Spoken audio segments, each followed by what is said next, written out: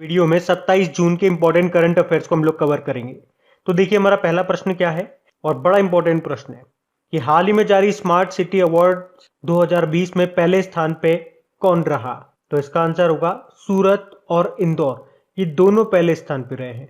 तो देश के 100 सबसे स्मार्ट शहरों में गुजरात का तो सूरत और मध्य प्रदेश का इंदौर, ये दोनों टॉप पे रहे।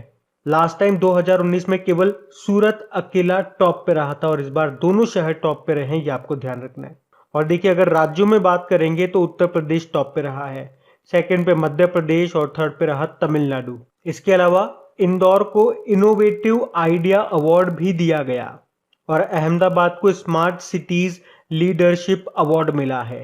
बाकी अगर यूनियन टेरिटरीज केंद्र शासित प्रदेशों में बात करेंगे तो चंडीगढ़ टॉप पे रहा है। और वैसे और भी अलग अलग कैटेगरीज है, लेकिन उन्हीं कैटेगरीज में एक कैटेगरी है कोविड इनोवेशन कैटेगरी, मतलब कोरोना महामारी के खिलाफ बेहतर और नए तरीके से काम करने के मामले में कौन टॉप पे रहा। तो महाराष्ट्र से कल्याण और डोंबिवली और उत्तर प्रदेश से वाराणसी, इन तीनों को संयुक्त रूप से विजेता घोषित किया गया। तो यह आप ध्यान रखना। अच्छा, क्या आप मुझे बताओ कि भारत का 100वां स्मार्ट सिटी कौन सा बना था। शिलोंग बना था। और हमारे हाउसिंग एंड अर्बन अफेयर्स, आवास व शहरी मामलों के मंत्री कौन है। हरदीप सिंह पुरी है। इनके पास एक और मंत्रालय है, नागरिक उड्डयन मंत्रालय, सिविल एविएशन मिनिस्ट्री। तो ये भी आप ध्यान रखना। बढ़ते आगे। अच्छा, फिर बताइए भारत के पहले स्वदेशी विमान वाहक पोत का नाम क्या है। तो आंसर होगा INS विक्रांत। तो अभी भारत के जो रक्षा मंत्री हैं, उन्होंने आत्मनिर्भर भारत अभियान के हिस्से के रूप में निर्मित स्वदेशी विमान वाहक INS विक्रांत पर चल रहे कार्य की समीक्षा की है। उन्होंने कहा है कि ये जो विमान वाहक पोत है INS विक्रांत, ये 2022 में कमीशन किया जा सकता है, मतलब 2022 तक बनकर तैयार हो जाएगा, इसकी टेस्टिंग वगैरह हो जाएगी, हम इसे शामिल भी कर लेंगे। 2022 उन्होंने बोला है। अच्छा, क्या वर्तमान में भारत के पास कोई विमान वाहक पोत है। तो आंसर होगा यस। कौन सा। INS विक्रमादित्य। इसे हमने रशिया से लिया था सन 2014 में। और देखो मैं आपको बता दूं, ये जो हमारा स्वदेशी विमान वाहक पोत है ना, इसका नाम हमने नौसेना के सेवा मुक्त प्रथम वाहक के नाम पर विक्रांत रखा है। मतलब वो जो INS विक्रांत था वो हमने ब्रिटेन से लिया था 1957 में, जिसने 1971 में जो भारत पाकिस्तान का युद्ध हुआ था उसमें पाकिस्तान के छक्के छुड़ा दिए थे। फिर उसे 1997 में रिटायर कर दिया गया था। और शायद अभी आपको याद भी होगा कि मुंबई गेटवे ऑफ इंडिया के पास में तैरते हुए संग्रहालय के रूप में उसे बदल दिया गया और उसका नाम IMS विक्रांत कर दिया। IMS मतलब इंडियन म्यूजियम शिप। तो उसी के नाम पर ये जो भारत का पहला स्वदेशी विमान वाहक पोत है, इसका नाम हमने INS विक्रांत रखा है। इसे हम खुद बना रहे हैं, मतलब इसके डिजाइन से लेकर इसके निर्माण में जो इस्तेमाल होने वाली चीजें हैं, जो स्टील वगैरह है, उससे लेकर इसमें जो हथियार वगैरह, सेंसर वगैरह जो यूज होंगे, वो सब हमारा होगा। तो ये ध्यान रखना। बाकी INS राजपूत भारत का पहला विध्वंसक जहाज डेस्ट्रॉयर था ये, इसे अभी रिटायर कर दिया गया। INS सह्याद्री के बारे में बात करेंगे तो अभी फ्लीट अवार्ड्स फंक्शन 2021 में सर्वश्रेष्ठ जहाज बेस्ट शिप का अवार्ड मिला था इसको। अच्छा, नेवल चीफ कौन है हमारे। करमबीर सिंह हैं। और भारतीय नौसैनिक दिवस, इंडियन नेवल डे कब मनाते हैं। 4 दिसंबर को। ये भी ध्यान रखना। बढ़ते आगे। अच्छा, फिर बताइए अभी हाल ही में टोक्यो ओलंपिक में क्वालिफाई करने वाली पहली जूडो खिलाड़ी कौन बन गई है। तो आंसर होगा सुशीला देवी। इनका पूरा नाम है सुशीला लिकमाबम, जो टोक्यो ओलंपिक में क्वालिफाई करने वाली पहली जूडो खिलाड़ी बन गई है। और देखो यहाँ पे मैं आपको बता दूं कि सुशीला देवी से पहले अवतार सिंह इकलौते जूडो खिलाड़ी रहे हैं ओलंपिक में भारत को रिप्रेजेंट करने वाले। उन्होंने 2016 में जो रियो ओलंपिक हुए थे उसमें पार्टिसिपेट किया था। और अब सुशीला देवी का नाम याद रखना है। बाकी टोक्यो ओलंपिक अभी होने वाले हैं और इसके शुभंकर क्या है, मैस्कॉट मिराई तोबा और सोमाइती। ये समर ओलंपिक हैं। इसके बाद समर ओलंपिक कब होंगे, 2024 में पेरिस में होंगे वो। उसके बाद 2028 में होंगे लॉस एंजलिस में। और 2032 वाले ये कहाँ पे होंगे, ब्रिस्बेन ऑस्ट्रेलिया में होंगे। अच्छा, अभी हम लोगों ने कल परसों ही पढ़ा है कि टोक्यो 2020 की भारतीय ओलंपिक टीम का ऑफिशियल सॉन्ग क्या है। तो आंसर होगा लक्ष्य तेरा सामने है, जिसे गाया है मोहित चौहान ने। अच्छा, चलिए आप तो बताइए टोक्यो ओलंपिक में क्वालिफाई करने वाली भारत की पहली नाविका का नाम क्या है। नेत्रा कुमानन है। उसी तरह से टोक्यो ओलंपिक में क्वालिफाई करने वाली भारत के पहले घुड़सवार कौन है? फवाद मिर्जा हैं। भारत के पहले पहलवान के बारे में पूछेंगे तो आंसर करना विनेश फोगाट। भारत के पहले तलवारबाज कौन है? भवानी सिंह है। और भारत की पहली वेट लिफ्टर कौन है? मीराबाई चानू है। तो उसके अलावा आप अरुणा तंवर का नाम भी याद रखना। ये टोक्यो पैरालंपिक में क्वालिफाई करने वाली भारत की पहली ताइक्वांडो प्लेयर बनी है। अच्छा चलिए, एक प्रश्न का जवाब आप मुझे दो कि टोक्यो ओलंपिक में कुश्ती में अंपायरिंग करने वाले एकमात्र भारतीय रेफरी कौन बने हैं? उसके अलावा ओलंपिक में पदक जीतने वाली पहली भारतीय महिला रेसलर कौन है? तो ये भी आप ध्यान रखना, कर्णम मल्लेश्वरी है इनका नाम। बढ़ते हैं आगे। फिर बताइए, हाल ही में किसने द स्टार्टअप वाइफ नाम की बुक को लिखा है? तो आंसर होगा तहमीमा अमन ने। तो द स्टार्टअप वाइफ नाम की बुक को तहमीमा अमन ने लिखा है और इस बुक में उन्होंने बताया कि जो महिलाएं जिनकी शादी हो जाती है, फिर वो अगर कोई स्टार्टअप शुरू करती है तो उन्हें किन किन समस्याओं का, किन किन चैलेंजेस का सामना करना पड़ता है। इस बुक में उन्होंने ये सब बताया है। बाकी डॉक्टर कृष्णा सक्सेना की बात करेंगे। My joys and sorrows as a mother of a special child नाम की बुक को लिखा है इन्होंने। ताहिरा कश्यप खुराना की बात करेंगे तो the 7 since of being a mother नाम की बुक को लिखा है इन्होंने। और शरण कुमार लिम्बाले, अभी 30वां सरस्वती सम्मान मिला था इन्हें इनके मराठी उपन्यास सनातन के लिए। इसी तरह से एक शरद पगारे का नाम भी आपको याद होगा, जिन्हें 31वां व्यास सम्मान मिला था उनके उपन्यास पाटलिपुत्र की सम्राज्ञी के लिए। और एक और नाम मैं आपको बताऊं तो मोहन कृष्ण बोहरा, ये नाम भी मैं आपको कई बार बता चुका हूं। 30वां बिहारी पुरस्कार मिला इन्हें इनके उपन्यास तस्लीमा संघर्ष और साहित्य के लिए। बढ़ते आगे। अच्छा फिर बताइए, अभी हाल ही में कौन सा देश अंतरराष्ट्रीय सौर गठबंधन फ्रेमवर्क समझौते यानी कि international solar alliance framework agreement की पुष्टि करने वाला, यानी कि उसे रेक्टिफाई करने वाला पहला देश बन गया है? तो आंसर होगा डेनमार्क। आपको याद होगा 2015 में कॉन्फ्रेंस ऑफ पार्टीज 21 में पेरिस समझौता हुआ था और उसी पेरिस समझौते में भारत और फ्रांस ने मिलकर के अंतरराष्ट्रीय सौर गठबंधन की स्थापना की थी। और स्थापना के समय कर्क रेखा और मकर रेखा के बीच में जो देश आते हैं उनको इसमें शामिल किया गया था, जिन्हें प्रधानमंत्री नरेंद्र मोदी ने सूर्यपुत्र भी नाम दिया था। लेकिन अब इसमें किसी भी देश को शामिल किया जा सकेगा। ये फ्रेमवर्क साइन हो चुका है। एक्चुअली में 8 जनवरी 2021 को ये जो international solar alliance framework agreement है, इसमें संशोधन लागू होने के बाद डेनमार्क अभी पहला देश बन गया है इसकी पुष्टि करने वाला। ये आपको ध्यान रखना है। बाकी इंटरनेशनल सोलर अलायंस, इसका हेडक्वार्टर मिलेगा आपको गुरुग्राम हरियाणा में। और सबसे इंपॉर्टेंट पॉइंट, इसके पहले महानिदेशक कौन बने अभी? तो याद रखना, अजय माथुर बने हैं। ये बड़ा इंपॉर्टेंट पॉइंट है।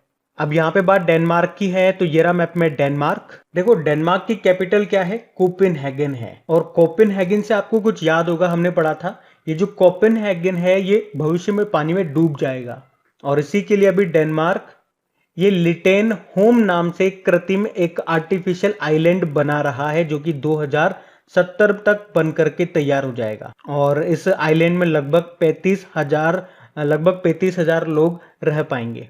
ये इसकी कैपेसिटी है। इसकी करेंसी क्रोन है। प्रधानमंत्री मेटे फ्रेडरिक्सन है। चलिए एक प्रश्न का जवाब दीजिए, दुनिया का सबसे बड़ा सोलर ट्री ये कहां पे स्थापित किया गया? तो याद रखना, पश्चिम बंगाल के दुर्गापुरा में। बढ़ते हैं आगे। अच्छा फिर बताइए, कवल प्लस कार्यक्रम ये किस राज्य की पहल है? तो आंसर होगा केरल। तो ये केरल सरकार की योजना है। एक्चुअल में इसे दिसंबर 2020 में केरल के 2 जिलों में शुरू किया गया था। कौन कौन से में? तिरुवनंतपुरम और पलक्कड़ में इसको शुरू किया गया था पायलट बेसिस पे, लेकिन ये सक्सेसफुल रहा तो अब इसे और नए 5 जिलों में शुरू किया गया है। अब है क्या ये योजना? इसका उद्देश्य क्या है? तो बच्चों की देखभाल करना, उनकी सुरक्षा करना और सबसे इंपॉर्टेंट बच्चों के यौन शोषण यानी कि सेक्सुअल हैरेसमेंट को रोकना, इसका मेन उद्देश्य है। बाकी अभी मध्य प्रदेश ने यह अंकुर योजना को शुरू किया था, उत्तराखंड ने मुख्यमंत्री वात्सल्य योजना शुरू की और छत्तीसगढ़ ने महतारी दुलार योजना शुरू की। बात यहाँ पे केरल की है तो ये रहा मैप में केरल। देखिए केरल को गार्डन ऑफ स्पाइस मसालों का बाग भी कहा जाता है। कैपिटल इसकी तिरुअनंतपुरम है। गवर्नर आरिफ मोहम्मद खान है और अभी दूसरी बार मुख्यमंत्री बने पिनाराई विजयन। इनकी पार्टी का नाम है लेफ्ट डेमोक्रेटिक पार्टी। यहाँ के चीफ जस्टिस कौन है? एस मणिकुमार है। अभी आपको याद होगा नीति आयोग ने जो सस्टेनेबल डेवलपमेंट गोल इंडेक्स जारी किया था उसमें भी टॉप पर रहा था केरल। और आप याद रखना जो केरल है वो लिटरेसी रेट और सेक्स रेशो दोनों में नंबर 1 पर है। अच्छा, अभी केरल की पहली महिला राजस्व मंत्री कौन थी? गौरी अम्मा थी, जिनका भी निधन हो गया। और अभी केरल की नई स्वास्थ्य मंत्री कौन बन गई है? वीना जॉर्ज बन गई हैं। अभी केरल ने स्मार्ट किचन योजना भी शुरू किया था। और देश का पहला डिजिटल यूनिवर्सिटी कहाँ पे बन रहा है? तो केरल में। और केरल में ही भारत का पहला जेंडर पार्क भी बनाया जा रहा है। और भारत का पहला श्रम आंदोलन संग्रहालय ये भी कहाँ पे शुरू किया जा रहा है? केरल के अलापुझा में। अभी केरल ने ही वन स्कूल वन IAS योजना को भी शुरू किया था। एक आर्या राजेंद्रन का नाम भी याद रखना, ये प्रश्न एग्जाम में आ चुका है कि देश की सबसे युवा मेयर उनका नाम क्या है? आर्या राजेंद्रन है। केरल से 2 नृत्य आप याद रखना, एक तो कथकली और एक मोहिनी, बड़े एग्जाम में पूछे जाते हैं ये। यहाँ पे आपको कौन कौन से इंपॉर्टेंट नेशनल पार्क मिल जाएंगे? एरविकुलम नेशनल पार्क मिल जाएगा, साइलेंट वैली नेशनल पार्क याद रख लो, एक अन्नामुडी सोला नेशनल पार्क याद रख लो। देखो यहाँ का स्टेट एनिमल हाथी है और राष्ट्र पक्षी ग्रेट हॉर्नबिल है। और यहाँ का जो राजकीय फल है, स्टेट फ्रूट, वो कटहल है। वैसे कटहल केरल का भी है और तमिलनाडु का भी है। और कटहल को इंग्लिश में बोलते हैं जैक फ्रूट। जैक फ्रूट से आपको याद आता होगा बांग्लादेश और श्रीलंका, इन दोनों का नेशनल फ्रूट भी जैक फ्रूट ही है। अच्छा बताओ, अभी गुजरात ने ड्रैगन फ्रूट का नाम बदल के क्या कर दिया था? ये प्रश्न आपके लिए कमेंट बॉक्स में टाइप करके बताओ। बढ़ते आगे। फिर बताइए, अभी हाल ही में DRDO ने निर्भय मिसाइल का सफल परीक्षण किया है। ये किस प्रकार की मिसाइल है? तो आंसर होगा ये सबसोनिक क्रूज मिसाइल है। तो अभी DRDO ने उड़ीसा के बालासोर के चांदीपुर में ये निर्भय मिसाइल का सफल परीक्षण किया। निर्भय एक सबसोनिक क्रूज मिसाइल है। देखो क्रूज मतलब क्या होता है? फायर एंड फॉरगेट, दागो और भूल जाओ। इसकी रेंज है 1500 किलोमीटर। और सबसोनिक मतलब क्या होता है? इसकी स्पीड जो है वो साउंड की स्पीड से कम है। अच्छा चलो, आप तो ये बताओ कि दुनिया की सबसे तेज सुपरसोनिक क्रूज मिसाइल कौन सी है? तो याद रखना ब्रह्मोस है, जो हमने रशिया की सहायता से बनाई है। यहाँ पे सुपरसोनिक मतलब क्या हो गया? जिसकी स्पीड साउंड की स्पीड से ज्यादा है। देखो इसको ऐसे समझो, मैं आपको बिल्कुल सिंपल तरीके से समझाता हूं। 3 चीजें आप पढ़ोगे, सबसोनिक, सुपरसोनिक और हाइपरसोनिक। अगर हम इसको ऐसे करते, ऑब्जेक्ट की स्पीड डिवाइडेड बाय साउंड की स्पीड बराबर लिखते हैं नंबर ऑफ मैक। ऑब्जेक्ट की स्पीड मतलब मिसाइल की स्पीड हो गई। तो अगर साउंड की स्पीड और ऑब्जेक्ट की स्पीड यानी कि मिसाइल की स्पीड सेम होगी तो कितना आ जाएगा आंसर? 1 मैक हो जाएगा। तो बस ऐसे ही आपकी तीनों चीजें आ जाएगी। अगर आपके ऑब्जेक्ट की स्पीड, ऑब्जेक्ट मतलब आपकी मिसाइल की स्पीड साउंड की स्पीड से कम होगी, यानी कि हम कह सकते हैं उसकी स्पीड 1 मैक से कम होगी, तो उसको हम बोलेंगे सबसोनिक। अगर मिसाइल की स्पीड 1 मैक के बराबर होगी यानी कि equal to speed of sound होगी, तो उसे हम बोलेंगे ट्रांससोनिक। अगर मिसाइल की स्पीड 1 मैक से ज्यादा होगी यानी कि स्पीड ऑफ साउंड से ज्यादा है, तो उसे बोलेंगे सुपरसोनिक। और अगर मिसाइल की स्पीड 5 मैक से ज्यादा है तो उसे हम बोलेंगे हाइपरसोनिक। तो अब ये आपको समझ में आ गया होगा। बाकी अगर DRDO की बात करते हैं, DRDO मतलब होता है defence research and development organisation, जिसकी स्थापना होती है 1958 में। हेडक्वार्टर नई दिल्ली में है। इसके अध्यक्ष हैं जी सतीश रेड्डी। और इसका मोटो क्या है? Strength origin is in knowledge, बलस्य मूलम विज्ञानम। अभी DRDO ने कोरोना के इलाज के लिए एक दवाई भी बनाई थी। किस नाम से? 2DG, 2-डीऑक्सी डी ग्लूकोज नाम से। ऑक्सीकेयर सिस्टम भी बनाया था जो मरीजों को दी जाने वाली ऑक्सीजन को कंट्रोल करेगा। उसी तरह से DRDO ने CRPF के जवानों के लिए रक्षिता नाम से एक बाइक एम्बुलेंस भी तैयार की थी। और DRDO ने ही भारत का पहला स्वदेशी रूप से विकसित एयर ड्रॉप्ड कंटेनर भी बनाया, जिसका नाम रखा था सहायक NG। उसके अलावा भारतीय सेना के साथ मिलकर DRDO ने भारत की पहली स्वदेशी मशीन पिस्टल आसमी को भी तैयार किया है। तो ये भी आप ध्यान रखना पड़ते हैं। फिर बताइए, अभी हाल ही में जाम्बिया में भारतीय उच्चायुक्त यानी कि हाई कमिश्नर के रूप में किसे नियुक्त किया गया? तो आंसर होगा अशोक कुमार को। तो अशोक कुमार वैसे तो ये वर्तमान में जिबूती में भारतीय राजदूत है, इंडियन एम्बेसडर है, लेकिन अभी इनको जाम्बिया में भारतीय उच्चायुक्त हाई कमिश्नर के रूप में नियुक्त किया गया है। देखो जाम्बिया से आपको याद होगा, अभी जाम्बिया देश के पहले प्रेसिडेंट का भी निधन हो गया। क्या नाम था उनका? केनेथ कोंडा। जाम्बिया की कैपिटल लुसाका है। करेंसी है जाम्बियाई क्वचा। देखो माव्या सूदन की बात करेंगे। अभी इंडियन एयरफोर्स में जम्मू कश्मीर की पहली महिला फाइटर पायलट बनी थी ये। अब्दुल्ला शाहिद मालदीव के विदेश मंत्री हैं ये। अभी यूनाइटेड नेशन जनरल असेंबली के 76th सेशन के अध्यक्ष बने ये। और डॉक्टर पैट्रिक अमोथ ये केन्या से हैं। WHO के कार्यकारी बोर्ड का भी इनको अध्यक्ष बनाया गया था, तो ये भी ध्यान रखना, ये बड़े इंपॉर्टेंट नाम है। बढ़ते आगे। अच्छा बताइए, कौन सा देश 9वें एशियाई मंत्री स्तरीय ऊर्जा गोलमेज सम्मेलन यानी कि Asia ministerial energy round table की मेजबानी करेगा, और ये इसका 9वां एडिशन होगा। तो आंसर होगा इसका भारत। और कब करेगा? अगले साल। तो भारत अगले साल यानी कि 2022 में 9वीं एशियाई मंत्री स्तरीय ऊर्जा गोलमेज सम्मेलन का आयोजन करने वाला है। लास्ट टाइम यानी कि इसके जो 8वें एडिशन हुआ था, जो इसकी 8वीं बैठक हुई थी, वो 2019 में हुई थी, जिसकी मेजबानी की थी यूनाइटेड अरब अमीरात ने। यूनाइटेड अरब अमीरात के आबू धाबी में हुई थी। और अब ये 9वीं बैठक 2022 में होगी भारत में। वैसे इस साल भारत क्या किसी की मेजबानी कर रहा है? तो आंसर होगा यस। इस साल भारत 13वीं ब्रिक्स सम्मेलन की मेजबानी कर रहा है। अच्छा, भारत G20 समिट को कब होस्ट करने वाला है? 2023 में। अभी 2020 में सऊदी अरब ने किया था, इस साल 2021 में इटली कर रहा है, अगले साल इंडोनेशिया करेगा और उसके बाद 2023 में भारत करेगा। इस साल आसियान समिट को होस्ट कौन कर रहा है? ब्रुनेई कर रहा है। और नाटो समिट जो इस बार होगा, जो इसका 31वां एडिशन होने वाला है, उसको होस्ट कर रहा है कौन? Brussels, Belgium. और शंघाई कोऑपरेशन ऑर्गेनाइजेशन की जो इस साल बैठक होने वाली है, इसको कौन होस्ट कर रहा है? दुशानबे कर रहा है। तो ये भी आप ध्यान रख सकते हैं। बढ़ते आगे। अच्छा फिर बताइए, अभी हाल ही में अंतरराष्ट्रीय नाविक दिवस, जिसे इंग्लिश में बोलते हैं डे ऑफ द सीफेरर, ये कब मनाया गया? तो आंसर होगा 25 जून को।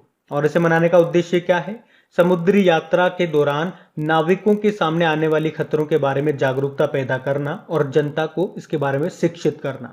और इसकी थीम रही नाविक शिपिंग के भविष्य के मूल हैं, यानी कि seafarers at the core of shipping's future. अच्छा, इसी से रिलेटेड अगर आपसे पूछा जाए, राष्ट्रीय समुद्री दिवस कब मनाया जाता है? नेशनल मैरीटाइम डे, तो 5 अप्रैल को मनाया जाता है। उसके अलावा अगर पूछा जाएगा वर्ल्ड मैरीटाइम डे, विश्व समुद्री दिवस, ये कब मनाया जाता है? तो इसका कोई फिक्स नहीं है, ये सितंबर के लास्ट थर्सडे को मनाया जाता है।